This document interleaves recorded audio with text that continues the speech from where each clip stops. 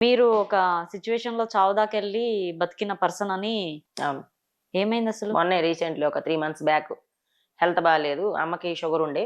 ఆ షుగరు నాకొచ్చిందంట. అది నాకు తెలియకపోవడం వల్ల షుగర్ ఎఫెక్ట్ అనేది కిడ్నీ మీద పడి కిడ్నీ వాపొచ్చి ఇన్ఫెక్షన్ అయిపోయింది. హ్మ్. ఇన్ఫెక్షన్ అయిపోవడం వల్ల ఫస్ట్ తెలియలేదు.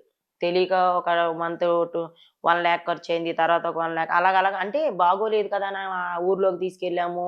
అక్కడ ఎవరో ఏదో జేశారని అక్కడ బాగు చేయించడానికి ఇంకేదో అలాగలా ఖర్చు పెట్టుకున్నాం. తర్వాత లాస్ట్‌కి ఎక్కువ బాగోలేదింక. కింద పడిపోయానింక. చచ్చిపోతానింక.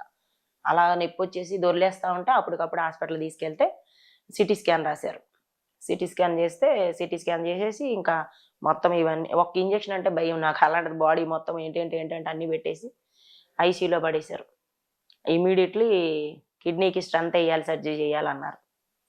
అప్పటికప్పుడు నా స్థలం అమ్మిన డబ్బులు, నా దగ్గరున్న డబ్బులు అన్నీ కలిపి లక్షల్లో ఖర్చు పెట్టాము. 13 రోజుల తర్వాత ఇంటికొచ్చా.